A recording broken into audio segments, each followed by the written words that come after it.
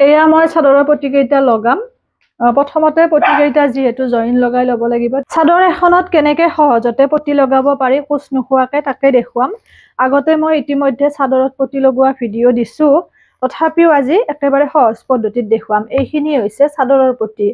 এয়া আমাৰ এনেকুৱা দীঘল, কিন্তু দীঘলকে যদি এটা এটাকে কাটো বহুতখিনি সময় লাগে। সেইকাৰণে খুব সুন্দৰকৈ মিলাই ল'ব যাতে আমাৰ পটিটো কটা নাযায়। নতুন সকলে এটা এটাকে কাটিব, যিখিনি অকমান আইডিয়া আছে এনেকে দুভাজ কৰি ললে অকমান সোনকালে হয়। গতিকে এনেকে আমি পটিখিনি কাটি ল'ম, গোটেইখিনি পটি। আৰু এই পদ্ধতিৰে পটি লগালে কোচ খাই নাযায়। এয়া যেতিয়া এনেকৈ সমানকৈ পাৰি ল'ব তেতিয়াহ'লে কটা নাযায়। ইয়াতকে অকমান আৰু এভাজ কৰি দিব পাৰি, তেতিয়া আৰু সোনকালে হৈ যায়। যিহেতু বহুত বেছি অৰ্ডাৰ থাকে আমাৰ কাপোৰবোৰত, গতিকে এনেকে সহজ পদ্ধতিৰে আমি কৰো। এয়া এনেকৈ যদি দিয়ে আৰু অকমান সোনকালে হ'ব, কিন্তু নতুন সকলে এইটো ৰিস্ক ল'ব নালাগে, কাৰণ পটিটো কটা যাব পাৰে। মই চিলাইও দেখুৱাম। এয়া এইদৰে পটিখিনি কাটি ললো, গোটেইখিনি হৈ গ'ল। এতিয়া আমি পটিটো জইন লগাম, জইন লগোৱাখিনিও দেখুৱাই আছো আপোনালোক। এয়া মই চাদৰৰ পটিকেইটা লগাম। প্ৰথমতে পটিকেইটা যিহেতু জইন লগাই ল'ব লাগিব, তিনিটা তিনিটাকে এনেকৈ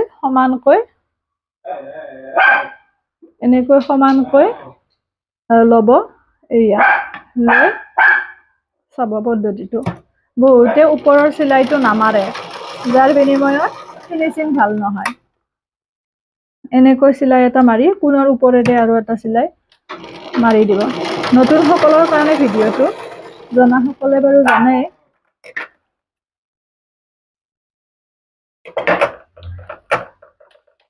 এইদৰে এটা পটি জইন লগোৱা হ'ল।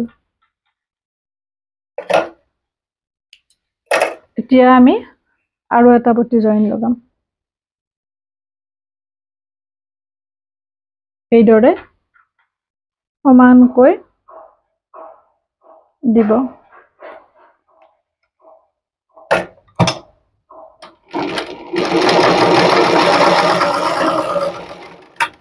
এয়া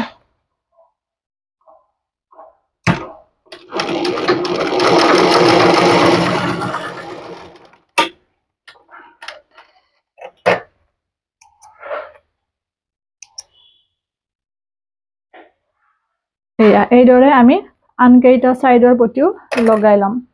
এইটো হ'ল, এইটো হ'ল। এনেকৈ ওপৰত চিলাই এটা মাৰিলে ফিনিচিংটো ধুনীয়া হয়। এনেকৈ মই বাকী কেইটা পটিও লগাই ল'ম। লগাই লৈ চাদৰখন দুয়োটা মূৰে মুৰি দি ল'ম। প্ৰথমতে চাদৰখনৰ দুয়োটা মূৰ মুৰি দি ল'ম সমানকৈ।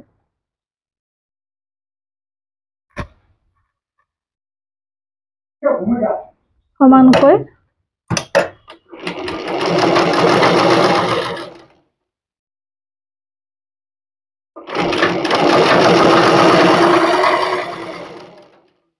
এনেকৈ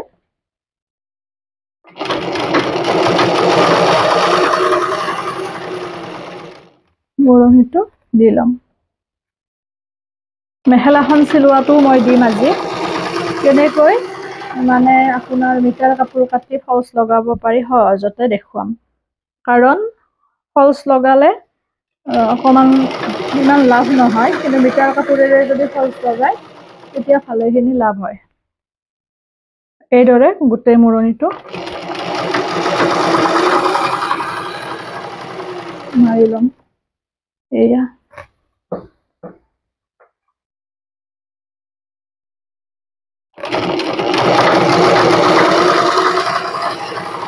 এতিয়া আমি পটিটো লগাম। চাব, পটিটো আমি এই তিনিটা এৰি পেলাই আমি পটিটো লগাম। এইখিনি ধুনীয়াকে মূৰণি মাৰি ল'ব। মূৰণি মাৰি ইয়াৰ পৰা আমি পটিটো লগাম।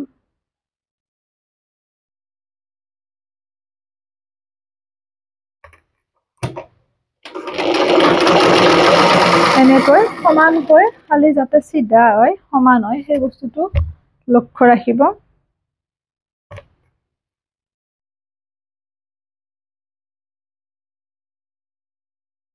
এনেদৰে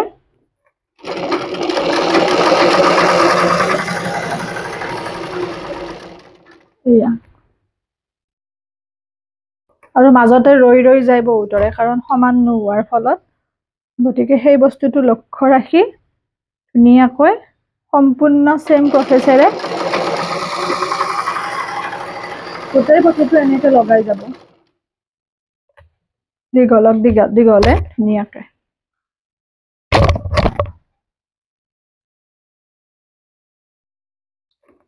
এইদৰে এই গোটেইখিনি হোৱাৰ পিছত মই পিছৰ ষ্টেপটো দেখাই আছো। এনেকে দীঘলে এয়া মোৰ হৈ গ'ল এইটো চাইডৰ সম্পূৰ্ণকে চিলাই লোৱা। এতিয়া আমি এইখিনি কাম কৰিম। এইখিনি ধুনীয়াকে এনেকে মুৰণিটো মাৰি ল'ব, মাৰি এনেদৰে ফিনিচিং চিলাইটো মাৰিব। খালি বস্তুখিনি সমান হ'ব লাগে, চিজিল হ'ব লাগে। আৰু এটা বেলেগ পদ্ধতি আছে, যেনেকে আমি পাটৰ কাপোৰবোৰত মানে পটি লগাও, সেইটো যদি আপোনালোকে বিচাৰে জনাব, মই দিম ভিডিঅ'। কাষ্টমাইজ কাপোৰবোৰত তেনেকে পটি লগোৱা হয়, খুব ধুনীয়া হয়। মানে এনেকে পটিটো লগালে আমাৰ দাঁতটো ওলাই থাকে, কিন্তু এনেকে যদি লগাও এইবোৰ দাঁত ওলাই নাথাকে, বেলেগ এটা ফিনিচিং হয়। কিন্তু অলপ মেহনত হয় বাবে আমি নৰ্মেল কাপোৰবোৰত এনেকে পটি লগাও। এনেদৰে সমানকৈ পানী নিচিলাব, খালি এই পদ্ধতিৰে গোটেইখিনি মই চিলাই যাম।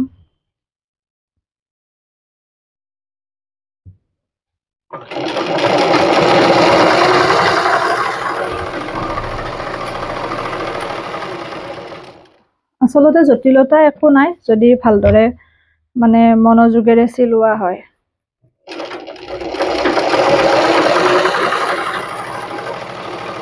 এনেকৈ মই গোটেইখিনি চিলাই আপোনালোকক দেখুৱাই আছো।